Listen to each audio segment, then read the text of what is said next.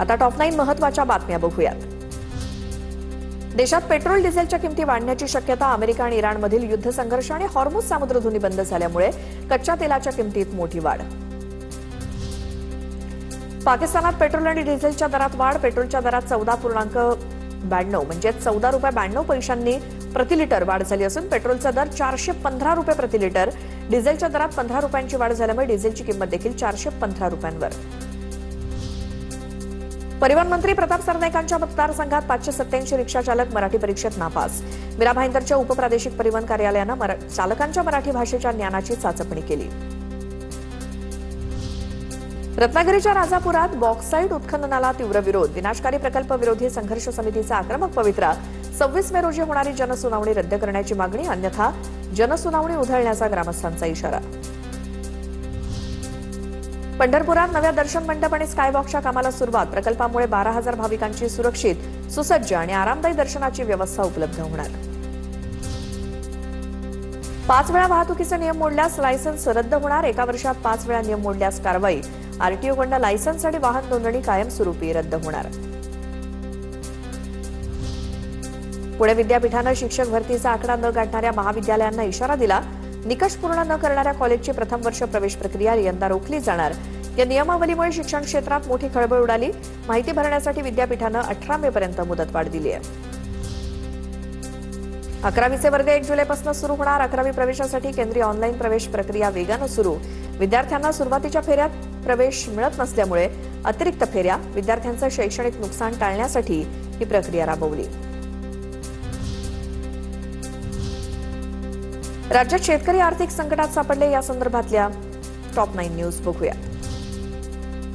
बीडच्या नेकनूरमध्ये अनेक शेतकऱ्यांच्या कांद्याला 1 रुपयाचा दर. एकरी 50,000 रुपयांचा खर्च झाला. मात्र कांदे विकल्यानंतर केवळ 3,500 रुपये मिळाल्याचा प्रकार. सरकारनं निर्यात चालू करून हमी भाव द्यावा, शेतकऱ्यांची मागणी. पैठणमधील एका शेतकऱ्यानं मुख्यमंत्री फडणवीसांना प्रतिकात्मक पार्सल पाठवलं. कांद्याच्या दरवाढीच्या प्रश्नावरती सरकारचं लक्ष वेधण्यासाठी कांदा आणि 1 रुपया पाठवला.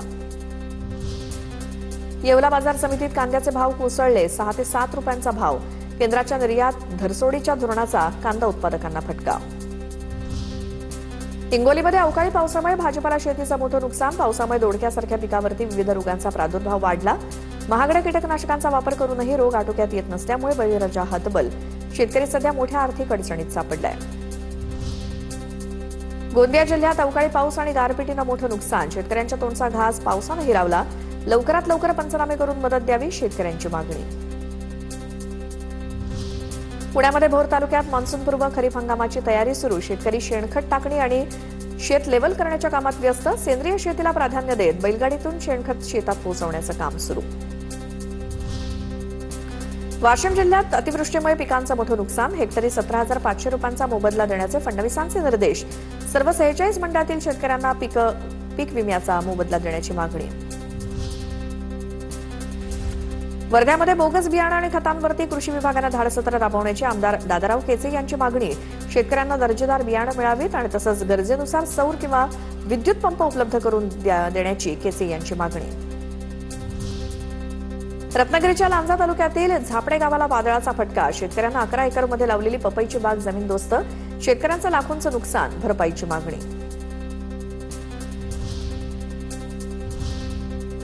राज्यात तापमानात वाढ झाली आणि पाणी टंचाई भासते. त्या संदर्भातल्या टॉप 9 न्यूज बघूयात.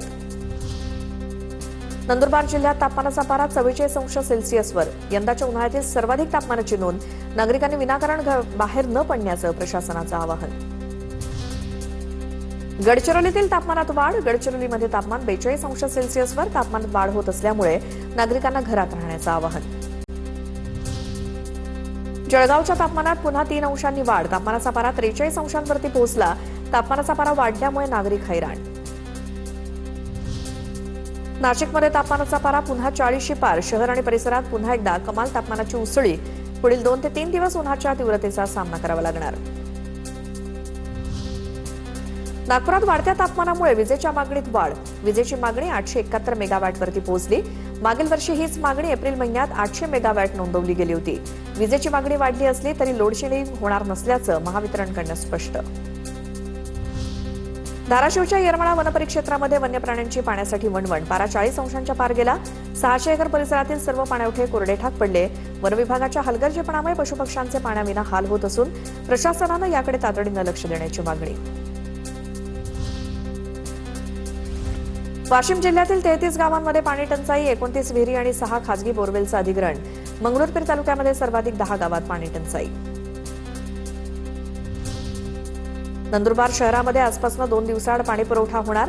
पाणी कपातीमुळे शहरवासियांना पाणी टंचाईच्या समस्यांना सामोरं जावं लागणार. विरसक धरणामध्ये केवळ 60% पाणीसाठा शिल्लक असल्यामुळे पाणी कपातीचा निर्णय.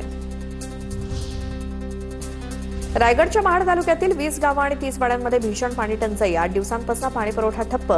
महाड तालुक्यातील नागरिकांची पाण्यासाठी वणवण सुरू. तातडीनं उपाययोजना करण्याची नागरिकांची मागणी.